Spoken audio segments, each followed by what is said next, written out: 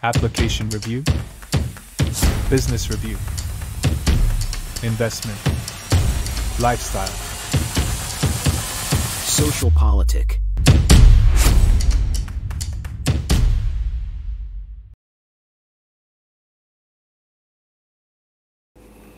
Halo Bapak Ibu, saudara-saudari sekalian, lovers and haters. Salam cerdas Indonesiaku. Jumpa lagi kita pada kesempatan kali ini.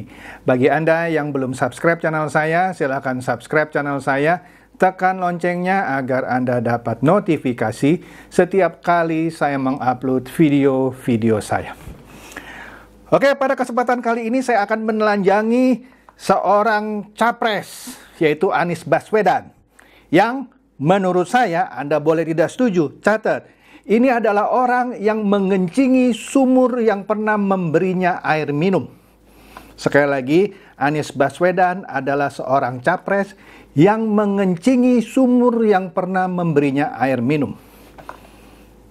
Apa yang saya maksud? Nah, makanya tonton video saya sampai habis, baru Anda bisa mengerti. Jangan di skip.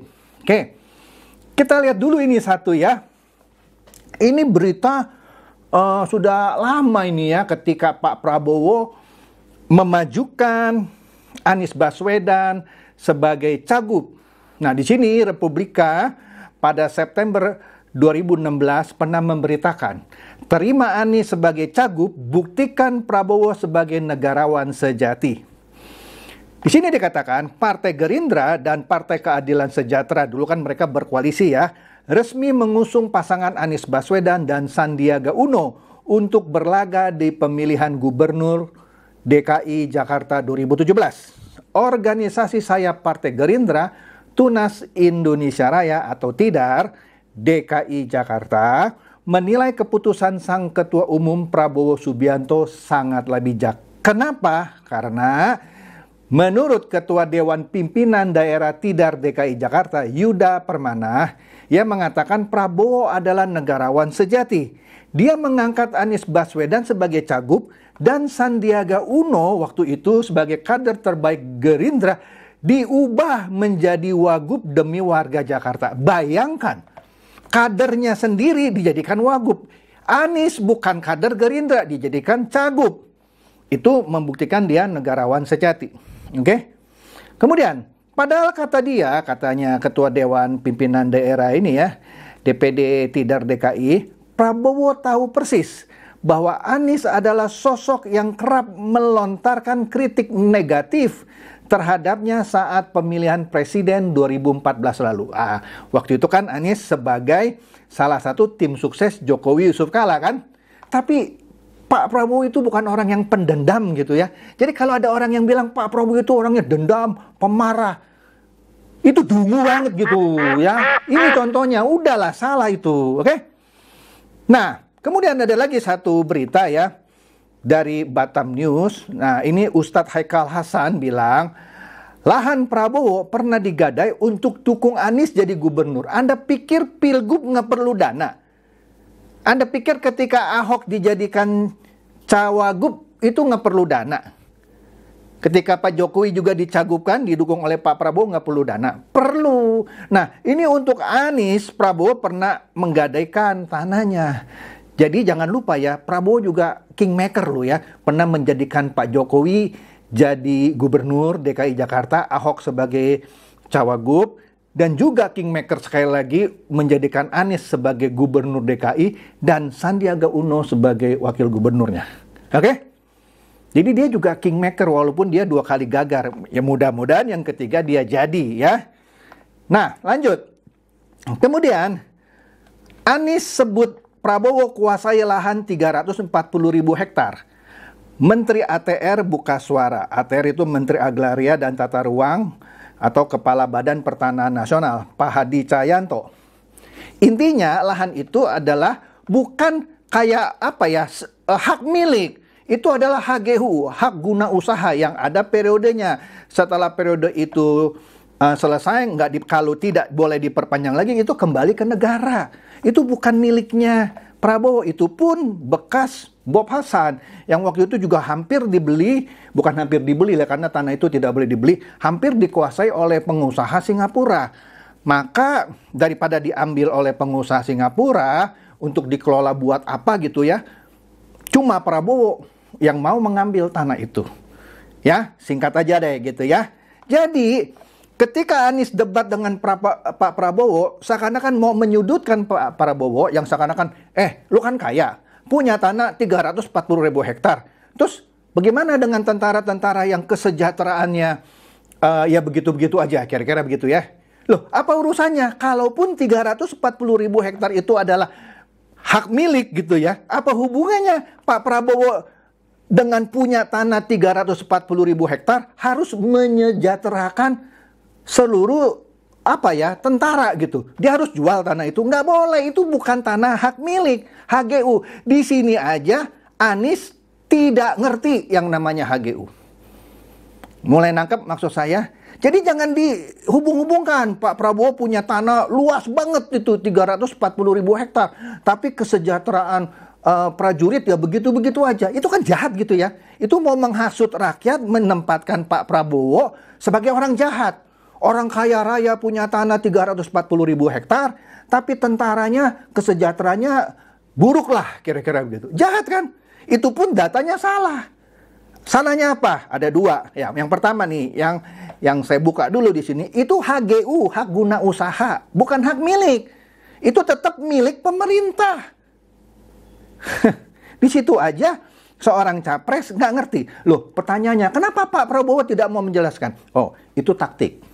Ya, nanti saya terangkan kenapa itu. Ya, dia nggak mau frontal jawab gini ya. Nah, nanti saya terangkan. Ya, makanya jangan di skip video saya.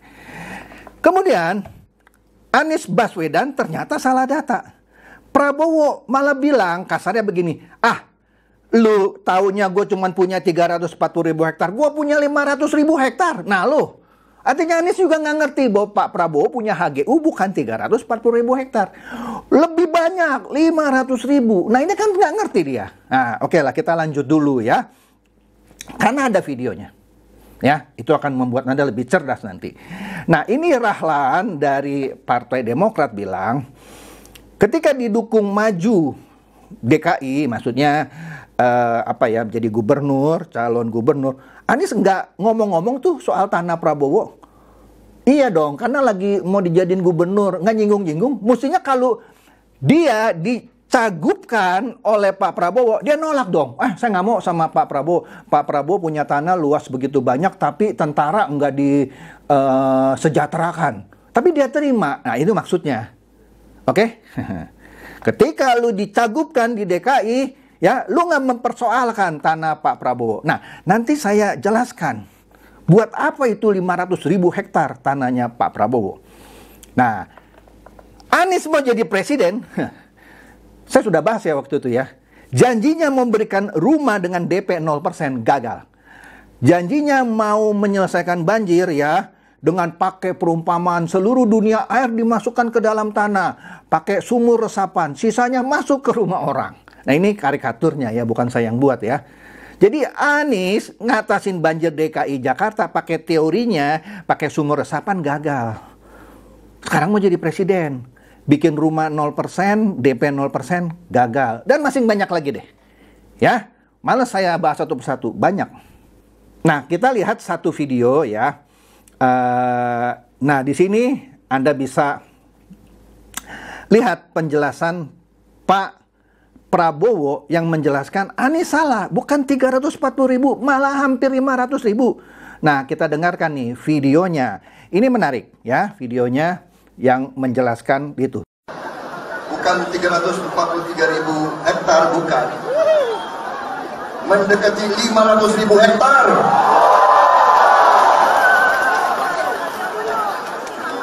Dia mau ejek, mau menghasut. Dia mau bikin rakyat benci sama saya. Padahal Pak Jokowi ada saya di istana 2,5 tahun yang lalu. Saya sudah serahkan tanah itu kepada negara.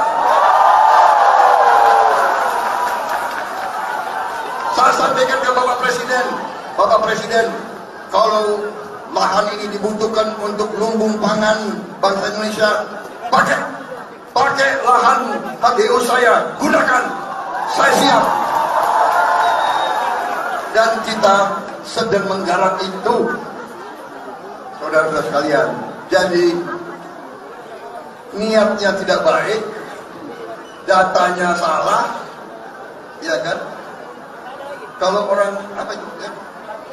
Sini banyak ujak kusuma ya. Kalau bahasa Jawa itu asal jeblak. Ya. Tapi saudara-saudara, biarlah, tidak apa-apa. Saya hanya menyampaikan ini supaya kalian tidak ngantuk, supaya kalian terhibur. Ya kan, sudah berjam-jam kalian nunggu saya, benar? Supaya kalian yakin kita berada di atas jalan yang benar. Nah, itu tadi videonya, caption yang di atasnya itu menurut saya typo error ya, bukan food kaki, food makanan, FOOD harusnya. Jadi, tanahnya Prabowo bukan 340.000 hektaran. Ada hampir 500.000 hektar dan 2 tahun lebih yang lalu dia sudah katakan ke Pak Jokowi, ini saya serahkan untuk negara untuk dibuat lumbung pangan. Jadi itu lumbung pangan yang Hasto bilang kejahatan lingkungan lah segala macam, itu tanahnya Pak Prabowo. Mulai ngerti nggak sih seorang Prabowo kenegarawannya sebegitu besar, 500.000 hektar yang bisa dia pakai untuk apapun lah gitu, diberikan kepada negara. Anda dengar aja tadi videonya ya. Oke, jadi Pak Prabowo bilang udahlah kita nggak usah perpanjang. Oke. Kemudian ada lagi video kedua. Nah, video kedua ini juga nggak kalah menariknya. Mari kita dengarkan video kedua ini ya, juga Pak Prabowo berbicara. Yang luar biasa adalah ada manusia-manusia yang mukanya tebal banget. Luar biasa. Saya kadang-kadang tidak bisa menjawab karena saking terkesimanya. Ada manusia yang macam begitu. Ada yang mengatakan, karena saya ini juga hobi saya pelihara hewan. Kita kasih makan ke hewan, hewan itu baik sama kita. Tapi ada manusia yang kita memberi dukungan, kita memberi segalanya,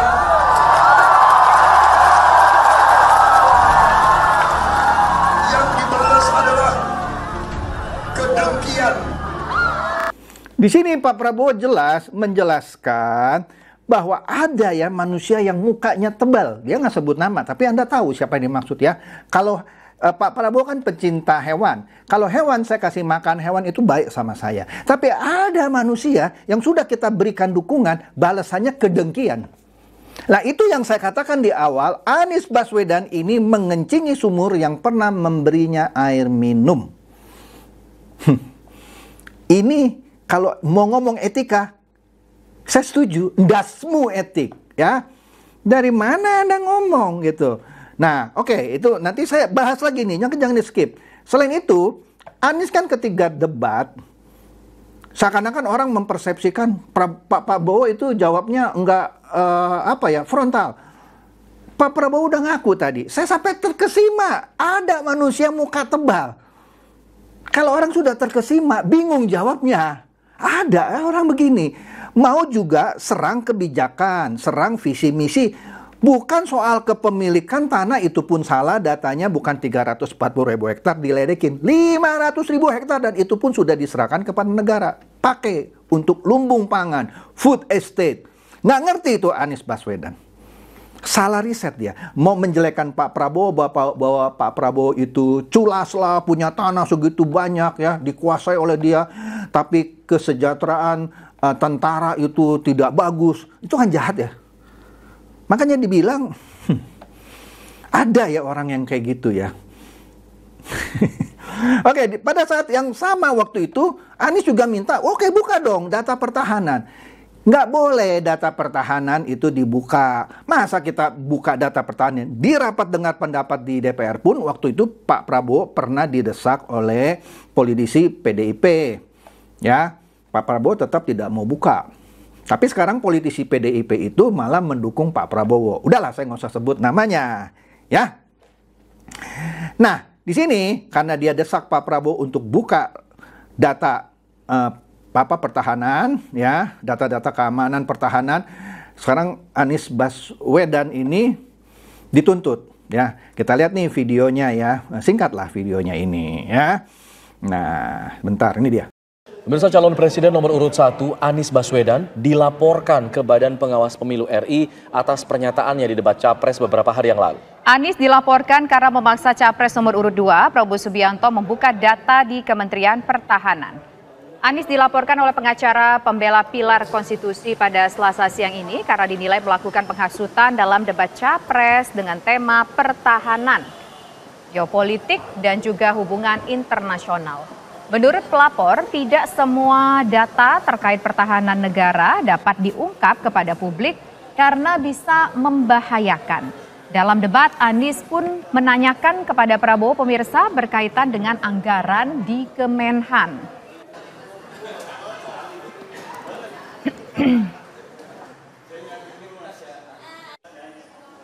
Memaksa calon presiden nomor urut 2 Prabowo Subianto untuk menunjukkan data-data terkait pertahanan dan keamanan negara dalam hal informasi anggaran belanja alutsista. Di mana hal tersebut harusnya kan rahasia gitu kan terkait dengan anggaran pertahanan apalagi alutsista gitu. Harusnya hal-hal tersebut tidak boleh disampaikan pada publik karena bisa membahayakan negara gitu kan apabila pihak-pihak asing sampai mengetahui hal rahasia seperti itu. Makanya hari ini kita melaporkan Capres nomor urut 1 yang telah memaksa Capres nomor urut 2 untuk membuka hal tersebut. Ya, jelas ya. Di sini, masa seorang Capres nggak ngerti bahwa data ini adalah rahasia yang minta dibuka di debat itu. Bayangkan kalau seorang Anies jadi presiden dan dia main seenaknya buka data pertahanan, keamanan, dan segala macam ke publik. Ya elah, negara lain bisa tahu dong rahasia pertahanan kita. Ini gimana mau jadi presiden, ya? Nah, makanya Pak Prabowo bilang, saya sampai terkesima gitu, nggak bisa jawab, ya. Kemudian kalau kita lihat lagi, ini Anies Baswedan keren lah ya. Ini yang sudah ditinggalkan oleh Prabowo. Nah, ini dia didukung oleh orang-orang yang mau kembali menegakkan khilafah. Ya terserah gitu ya. Tapi itu sudah permainan lama lah gitu ya. Nah, kemudian apa nih ya yang membuat siapa nih ya? Anies yang menurut pengamat politik Denny J.A. juga sebagai orang yang tidak beretika, walaupun tidak eksplisit, tidak bicara seperti itu ya. Jadi menurut Denny J.A. ya, ini bahwa Anies melakukan sebuah blunder ya. Dia menyerang Prabowo yang berjasa kepadanya juga dengan data yang salah ya. Ya tadi sudah saya terangkan lah ya soal luas tanah yang dikuasai oleh Pak Prabowo itu pun HGU, hak guna usaha, bukan hak milik. Yang bisa kapanpun diambil kembali oleh negara, bahkan sebelum habis pun 2 tahun yang lalu Pak Prabowo sudah bilang di istana dia serahkan tanah itu ke Pak Jokowi untuk lumbung pangan. Apa yang kurang gitu ya? Nah, pertanyaannya, jika Anies benar-benar tidak benar-benar maksud saya meyakini kebenaran data itu, kenapa dia sok pede dan sok tega? Saya nggak bilang sok tega, sorry salah. Mengapa dia sok pede dan begitu tega-teganya menggunakan hal itu, yaitu yang salah ya, untuk menyerang Pak Prabowo yang pernah berjasa kepadanya. Lah iyalah kalau nggak ada Pak Prabowo yang mencalonkan dia, nggak jadi gubernur dia ya. Jadi kemudian dia juga salah kan, sudah saya bahas sebelumnya, yang dia bilang anggaran Kementerian Pertahanan itu 700 triliun untuk beli alutsista bekas. Lah, Tempo sendiri bilang itu keliru, cuman 30 triliun.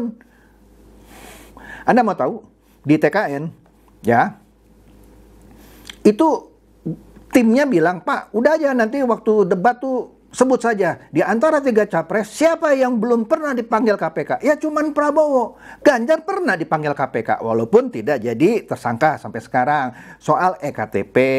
Kemudian Anies Baswedan juga pernah dipanggil di KPK. Prabowo tidak pernah. Tapi Pak Prabowo bilang, nggak usah lah, ngapain ngomong-ngomong itu. Itu satu, ya. Kedua, Anda mau tahu, Pak Prabowo itu menyelamatkan keuangan negara yang sebelumnya itu terjadi markup pembelian senjata puluhan triliun di Kementerian Pertahanan sebelumnya. Nantilah itu saya bahas lah, ya. Ketiga, Anda mau tahu anggaran untuk membeli alutsista, mau itu baru kayak mau itu bekas, disepakati oleh pemerintah dan DPR. Artinya semua fraksi yang ada di DPR sudah menyetujui anggaran pembelian alutsista bekas itu, termasuk partai-partai politik yang ada di paslon 01 dan yang ada di paslon 03. Tapi kenapa sekarang seakan-akan mau menyudutkan Pak Prabowo yang menggunakan uang negara? Itu bukan Pak Prabowo yang menggunakan uang negara. Disetujui bersama oleh pemerintah dan DPR. Kalau DPR waktu itu tidak menyetujui, tidak beli itu alutsista bekas. Ini kedua paslon ini seakan-akan mau memberikan image kepada masyarakat. Ini loh Pak Prabowo menggunakan uang negara untuk beli barang bekas. Padahal barang bekas itu juga sudah diterangkan kan ada usianya, ya. Jadi Anda harus mulai cerdas di sini, ya. Ya, jangan jadi bebek dungu, ya. Nah, jadi ketika Anies memilih menyerang Prabowo itu adalah blunder besar. Dalam sejarah politik Indonesia menurut Denny J.A, siapa yang dinista, siapa yang diserang, dia akan mendapatkan suara. Contoh SBY ketika diserang oleh Taufik Kemas yang disebut seperti anak kecil malah menang, ya. Nah, Ganjar ketika dia dan kubunya menerang Jokowi, elektabilitasnya turun. Nah, malah Prabowo ini sekarang diserang nih sama dua-duanya, itu menjadi keuntungan buat Prabowo. Maka tadi saya bilang, ada alasannya kenapa Pak Prabowo nggak mau frontal jawab seperti itu. Dia membiarkan dirinya diserang. Anda mau bilang Pak Prabowo bodoh? Enggak, pinter dia. Pinter, ya. Dan catat ya sekali lagi, Pak Prabowo berjasa kepada Anies Baswedan mengambil resiko mendukung dan membantu dia menjadi calon gubernur. Padahal pada waktu itu kader Gerindra terbaik adalah Sandiaga Uno. Cuma dijadikan cawagup, akhirnya jadi wagub. Ya. Nah, jadi kita bisa maklumi ya betapa kecewanya seorang Prabowo melihat Anies, orang yang pernah dibantunya tapi tega ingin mempermalukannya dengan data yang diyakininya salah pula, ya. Jadi nggak salah kalau Pak Prabowo bilang ada manusia bermuka tebal sudah diberi dukungan tapi dibalas dengan kedengkian. Kalau istilah saya, sudah diberi minum dari sumurnya Prabowo tapi sumurnya Prabowo dikencingin. Ini manusia yang tidak tahu balas budi, ya. Padahal lawannya Anies bukannya Prabowo, Ganjar. Dia harus berkompetisi dengan Ganjar, bukan dengan Prabowo. Prabowo sudah pasti kalaupun 2 putaran, dia menang di putaran pertama. Anies bisa menang, bisa kalah. Lawannya bukan Prabowo, Ganjar. Ganjar pun sama, lawannya bukan Prabowo, lawannya Anies. Ya. Lah, tapi kalau berdua sekongkol mau menyerang Pak Prabowo, ya dua-duanya bodoh menurut saya. Catat, saya yang bilang. Iyalah, nggak strategis. Nih, saya dapat bocorannya. Boleh dong, Tempo kan sering bikin bocor halus. Lembaga survei yang dipakai oleh mereka, ya, memberikan kesimpulan setelah hasil debat elektabilitas mereka merosot.